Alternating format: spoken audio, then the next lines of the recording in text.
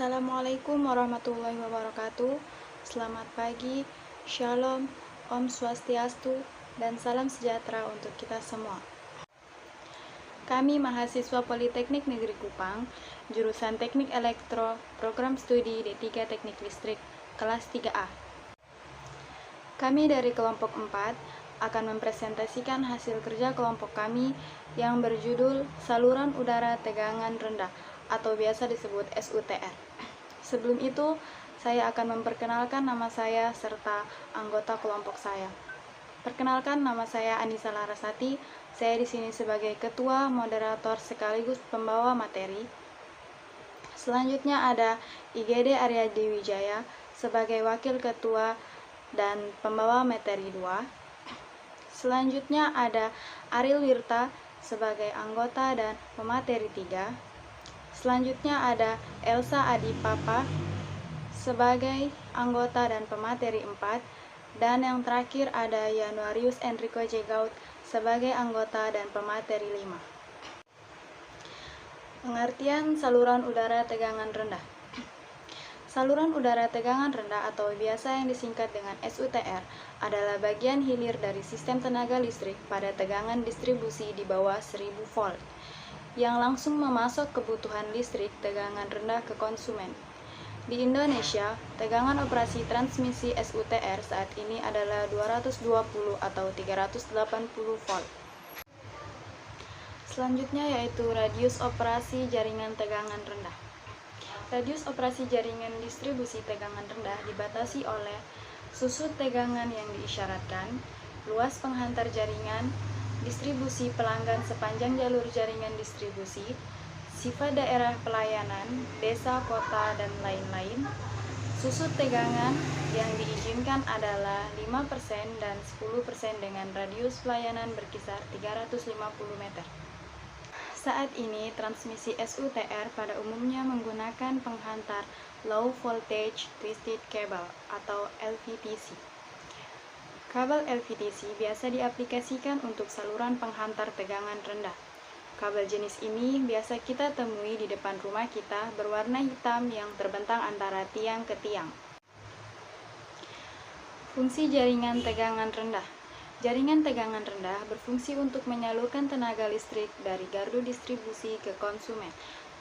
Tegangan rendah yang digunakan PT PLN Persero adalah 127 atau 220 volt dan 220 atau 380 volt. Slide yang kelima, gardu distribusi. Gardu distribusi merupakan komponen dari suatu sistem distribusi PLN yang berfungsi untuk menghubungkan jaringan ke konsumen atau untuk mendistribusikan tenaga listrik pada konsumen atau pelanggan.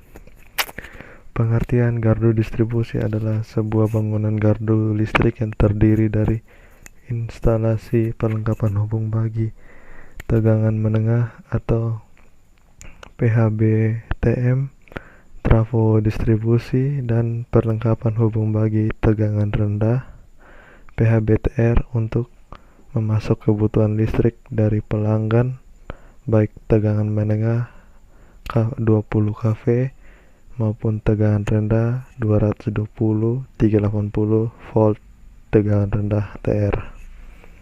Gambar di samping merupakan gardu distribusi KT01 yang berlokasi di Jalan Adi Sucipto, Waisapa. Slide yang ke-6, fungsi gardu distribusi. Yang pertama, menyalurkan tenaga listrik ke konsumen tegangan rendah. Yang kedua, menurunkan tegangan menengah menjadi tegangan rendah. Selanjutnya, disalurkan ke konsumen tegangan rendah. Yang ketiga, menyalurkan tenaga listrik tegangan menengah ke gardu distribusi lainnya dan ke gardu hubung. Slide yang ke-7, transformator distribusi. Digunakan untuk membagi atau menyalurkan arus listrik dengan tegangan distribusi supaya jumlah energi yang tercecer dan hilang pada saluran tidak terlalu banyak. Untuk mengurangi panas akibat pembebanan pada transformator, maka diperlukan pendingin. Transformator distribusi dibedakan menjadi 3 macam, yaitu Pertama, transformator konvensional. Yang kedua, transformator lengkap dengan pengaman sendiri. Dan yang ketiga, transformator lengkap dengan pengaman pada sisi sekunder. Komponen-komponen utama STUR. 1. PHB, yang kedua tiang listrik, yang ketiga pengantar aluminium atau tembaga, yang keempat kabel LVTC. Yang pertama yaitu papan hubung bagi.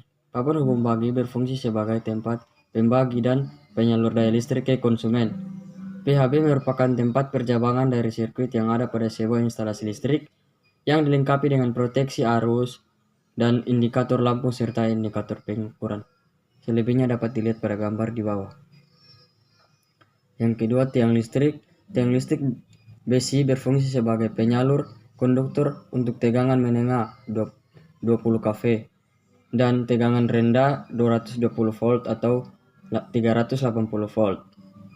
Dari substation ke gardu distribusi, ke pabrik-pabrik, ke pasar besar, hingga ke pelanggan kecil yaitu rumah tangga. Slide ke-11 adalah penghantar aluminium. Penghantar adalah alat yang dapat menghantarkan arus listrik, seperti pada gambar di bawah. Slide ke-12, kabel LVTC.